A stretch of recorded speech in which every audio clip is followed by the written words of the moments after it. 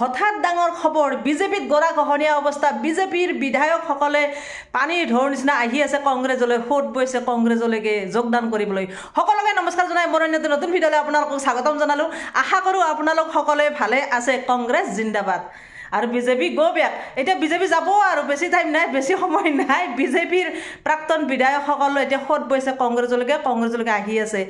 বিজেপিৰ প্ৰাক্তন বিধায়ক আমি শুনিবলৈ অলপ আগত শুনিবলৈ পাইছোঁ প্ৰাক্তন বিধায়ক এজনে অহাকালি ৰাজীৱ ভৱনত ৰাজহুৱাভাৱে আনুষ্ঠানিকভাৱে যোগদান কৰিব কংগ্ৰেছত বহুত বেছি ভাল খবৰ বহুত বেছি ভাল লগা সময় ভাল লগা কথা আচলতে গৌৰৱ গগৈ জিন্দাবাদ গৌৰৱ গগৈহঁতে লুৰুণজ্যোতিৰে যিবিলাক কাম কৰিবলৈ আগ্ৰহেৰে আশা কৰি আগবাঢ়ি আহিছে বহুত বেছি ভাল লাগিছে কাৰণ আমি আজি 10 বছৰে বিজেপিৰ পৰা কি পালোঁ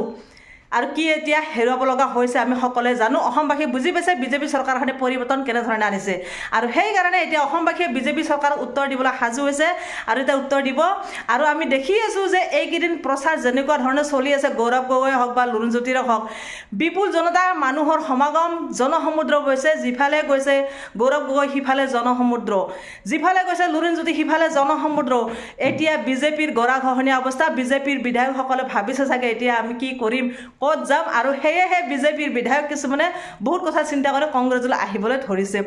এতিয়া আমি গম পাওঁ সেই প্ৰাক্তন বিধায়ক সনাইৰ প্ৰাক্তন বিধায়ক আমিনুল হক লস্কৰ তেখেতে অহাকালি আনুষ্ঠানিকভাৱে কংগ্ৰেছক যোগদান কৰিব বহুত বেছি ভাল কথা ভাল খবৰ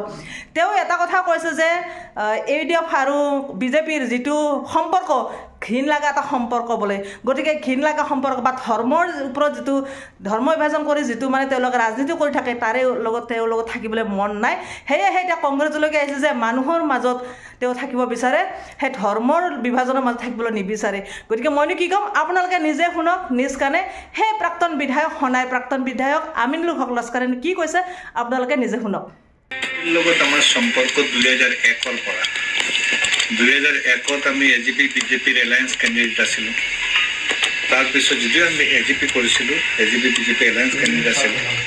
তাৰপিছত 2011 8 ফেব্ৰুৱাৰী আমি বিজেপিত জইন কৰিছিলোঁ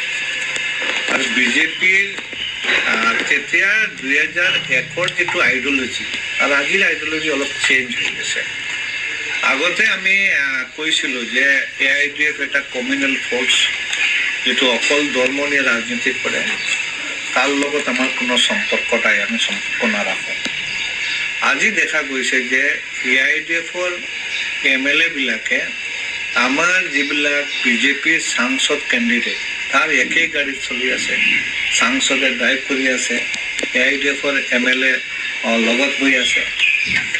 মানে বিজেপিৰ সাংসদ কেণ্ডিডেটে প্ৰচাৰত নামি আছে AIDFৰ MLA বিলাক কৈছে যে দাদা ভাল মানুহ দাদাক আপোনালোকে দোৱা কৰিব মুছলমান মানুহ কৈ আছে কৰিমগঞ্জৰ সাংসদ কেণ্ডিডেট লৈ কাটলিছৰাৰ বিধায়কে সৰাসৰি প্ৰচাৰ কৰি আছে এতিয়া AIDF আৰু বিজেপি সম্পৰ্কটো দেখি আমাৰ ঘৃণা লাগি গৈছে যে এইটো আৰু আমি এই দলত তাকে কি কৰিম আগতে আমি সংখ্যালঘু মানুহক কৈছিলোঁ যে আপোনালোকে বিজেপিত আহক AIDF ত্যাগ কৰক এতিয়া সংখ্যালঘু মানুহে কৈছে AIDF আৰু বিজেপিতো কোনো ৰিলেশ্যন মানে একেই আমি মানে